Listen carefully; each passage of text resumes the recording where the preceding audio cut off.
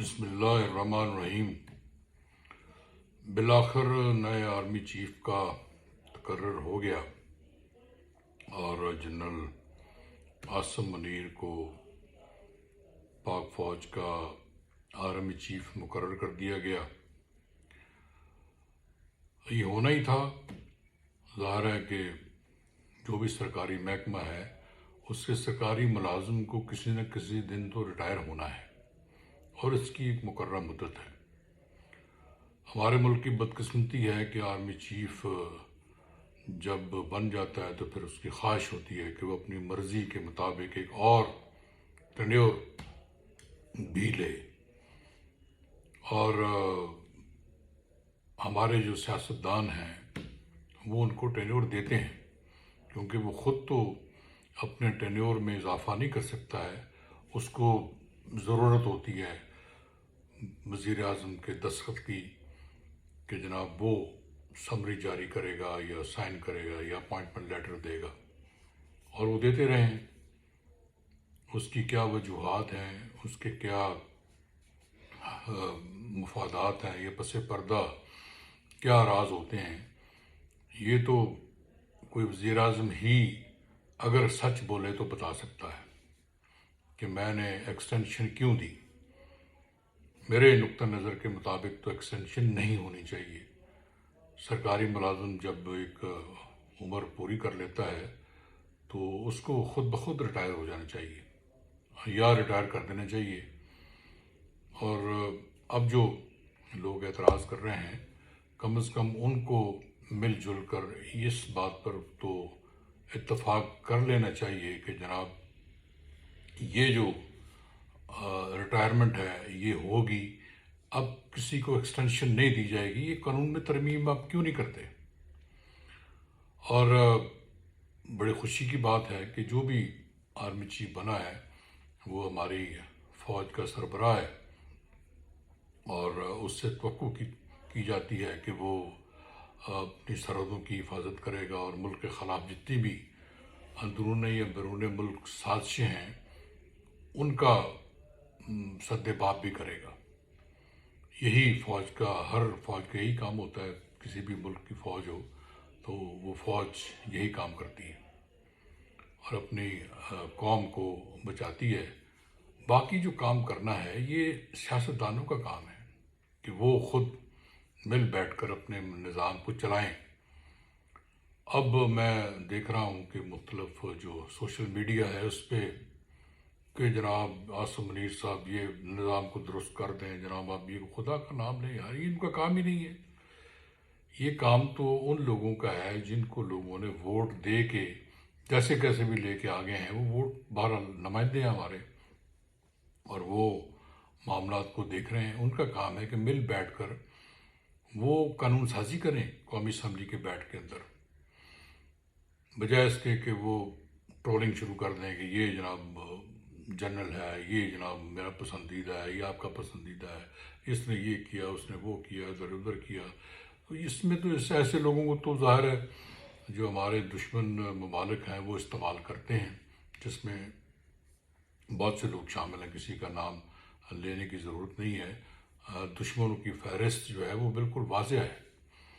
کسی کو بھی پاکستان کا جو نیوکلیر پروگرام ہے وہ کھٹک رہا ہے، اور تو کچھ ہمارے پاس اب رہا نہیں، لیکن یہ ایک ایسی قوت ہے جس سے وہ خوفزدہ ہیں کہ یہ ہماری بات نہیں مان رہے، اور ان سے کچھ بھی توقع کی جا سکتی ہے۔ جس دن کو لیڈرشپ طاقتور ہو گئی، ہماری جو اکانومی ہے وہ بہتر ہو گئی، تو انشاءاللہ ہم دنیا کی قیادت کا فرض ادا کرے گی، ہماری فوج بھی کرے گی اور ہماری سیاسی قوت بھی کرے گی اور ہماری سیاسی قیادت بھی کرے گی۔ لیکن اس کے لیے ضروری ہے کہ آپ ہر معاملے میں اگر فوج کو ہی شامل کر لیں گے یا توقع رکھیں گے ان سے، یا ان کو پوچھیں گے یا ان کو بتائیں گے یا ان کو کہیں گے کہ جناب یہ جی آپ معاملہ درست کر دیں، پھر تو وہ انوالو ہوگی۔ اب جب فوج نے ایک مرتبہ کہہ دیا ہے، پیچھے جو ہوا ہے اس سے ہر آدمی آگاہ ہے، کوئی ایسا آدمی نہیں ہے جو کہ واقف نہیں ہے کہ کون کس نے کیا کیا، کیوں کیا اور کس طرح کیا اور اس کا نتائج کیا ہوئے ہیں، یہ سب کے سامنے ہے۔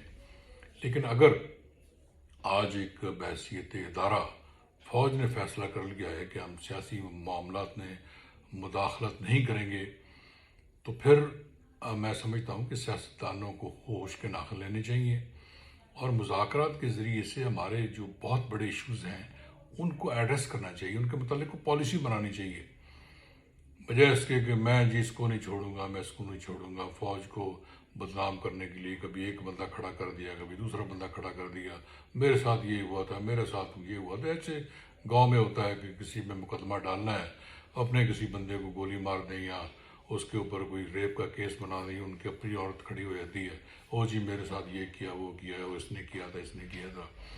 وہ بھی کیس جو ہیں وہ جھوٹے ثابت ہوتے ہیں۔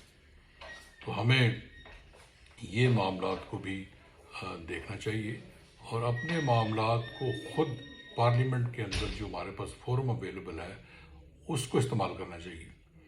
عوام کو سہولتیں دینے کے لیے اختیارات کی تقسیم اصل مسئلہ ہے۔ اس سلسلے میں قانون سازی ضروری ہے کہ عام آدمی جو ہے وہ کس طرح ملکی معاملات میں مداخلت نہیں بلکہ شریک ہو۔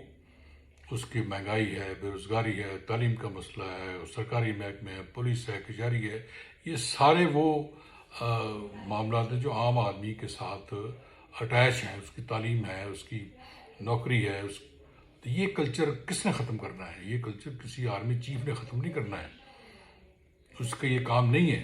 یہ کام ہمارے سیاستدانوں کا ہے، صوبائی حکومتوں کا ہے یا مرکزی حکومتوں کا ہے یا پھر سینٹ میں ہے۔ یہ قانون سازی کون کرے گا؟ بجائے اس کے کہ آپ ایک جذباتی کیفیت پیدا کر کے اور لوگوں کو کچھ جلسے جلوس کر کے تو متاثر کرنے کی کوشش کریں، یہ کام چھوڑ دیں اور نہ ان سے توقع رکھیں۔ جو آپ کے سینئر میں سمجھتا ہوں کہ سیاستدان ہیں تو وہ ایسے عجیب و غریب جی فوج ہے، یہ کیا تھا، جی فوج میں کیا تھا، سب کو پتہ ہے۔ جب تم مجھ سے سب کچھ لے رہے تھے تو اس وقت بتاتے نا، اس وقت کہتے ہیں کہ نہیں جناب باجوہ صاحب ہمیں یہ چیزیں نہیں چاہیے، جی آپ کیوں ہمارے معاملات میں مداخلت کر رہے ہیں؟ آپ ہمیں الیکشن جتوا کے دیں، آپ عدالتوں کو کام کرنے دیں، آپ ججوں کو نہ مینج کریں۔ اس وقت کیوں نہیں بولے آپ؟ اس وقت تو آپ کو ظاہر ہے سوٹ کر رہا تھا، آپ کو وزیر اعظم بنا رہے تھے۔ اسی طرح نواز شریف کے ساتھ بھی ایسے ہی تھا کہ جب ان کو سوٹ کر رہا تھا، جب ان کو آگے بڑھا رہے تھے، جب ان کو نگران وزارت اعلیٰ اور وزارت عظمیٰ لوگوں کو مل رہی تھی تو وہ سب خیر تھا۔ الیکشن ان کے لیے مینج کیے جا رہے تھے، انجینئرنگ کیے جا رہے تھے، ان کا کوئی ہاتھ روکنے والا نہیں تھا۔ اس وقت ان کو بھی کوئی پرابلم نہیں تھا۔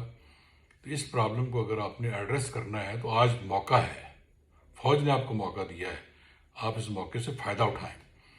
لیکن اگر آپ ان کو مسلسل ہی ٹارگٹ کریں گے، کسی نہ کسی انڈائریکٹ اور انڈائریکٹ طریقے سے پروپیگنڈے کا حصہ بنائیں گے، اس سے ظاہر ہے کہ فوج بھی ایک ادارہ ہے جس کے 15-20 لاکھ جو ایکٹیو سروس میں لوگ ہوتے ہیں، وہ متاثر ہوتے ہیں آپ کی تمام باتوں سے، آپ کی گالیوں سے، آپ کی شاباش سے، آپ کی محبت سے، آپ کی نفرت سے۔